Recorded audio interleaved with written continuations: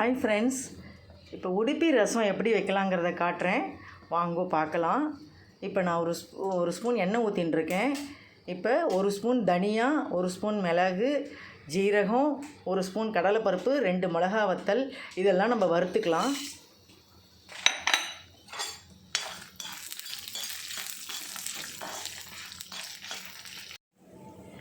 இப்போ நான் செவக்க வறுத்துட்டேன். அதோடு நம்ம ஒரு ஸ்பூன் தேங்காய் போட்டுக்கலாம். தேங்காவை கடைசியாக போட்டு வறுத்துக்கலாம். சரியா? இதை வறுத்துன்ட்டு நம்ம மிக்சியில் பொடி பண்ணி வச்சுக்கலாம். இப்போது நான் அந்த எலும்பிச்சம்பழ சைஸ் புளி கரைச்சி வச்சுருக்கேன். அதை நம்ம இலுப்பச்சட்டியில் ஊற்றிக்கிறேன். அதுக்கு ஒரு ஸ்பூன் சாம்பார் பொடி போட்டுக்கலாம்.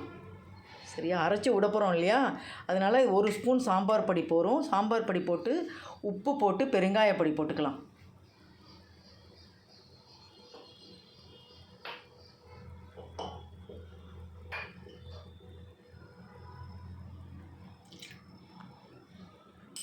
உப்பு போட்டுடலாம்.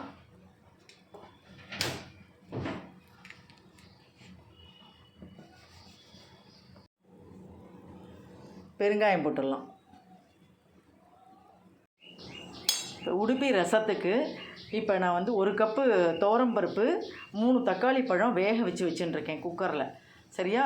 இதை நம்ம நல்லா ஸ்மாஷ் பண்ணிக்கலாம். மஞ்சப்பொடி போட்டு வேக வச்சுருக்கேன். இப்போ இந்த புளி தண்ணி சாம்பார் பொடி நல்லா கொதிச்சு எடுத்தோ, அதோட நம்ம கரைச்சி வச்சுருக்கோம் இல்லையா, பருப்பு ஜலம், தக்காளி எல்லாத்தையும் இதில் ஊற்றிடலாம்.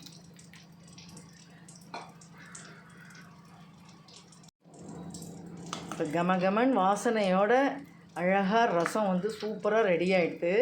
இப்போ நம்ம என்ன பண்ணணும், இங்கே நான் வறுத்து வச்சுருக்கேன் இல்லையா, வறுத்து வச்சதை பொடி பண்ணி வச்சுருக்கேன். இப்போ நீங்கள் இது எப்படியே இந்த பொடியை போட்டால் கட்டி தட்டியுமா ஆகிடும். அதனால் என்ன பண்ணணுன்னா, கொஞ்சமாக தண்ணி ஊற்றுக்கணும். கொஞ்சமாக தண்ணி ஊற்றுனோன்னே இது இது பண்ணிக்கலாம். அதை அப்படியே இதில் ஊற்றிடலாம்.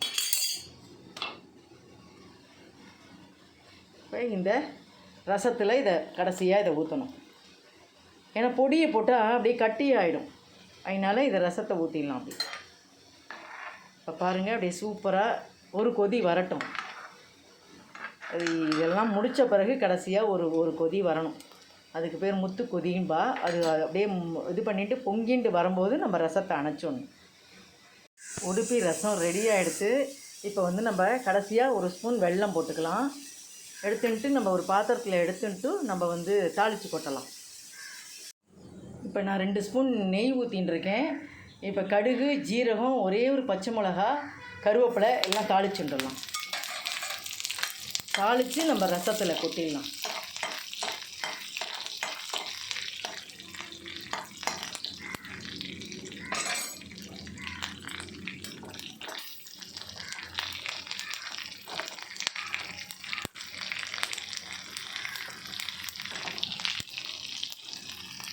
செம்மையாக ரசம் ரெடி, உடுப்பி ரசம் ரெடி. அதில் மேலாக கொத்தமல்லியை தூவி இறக்கிடலாம்.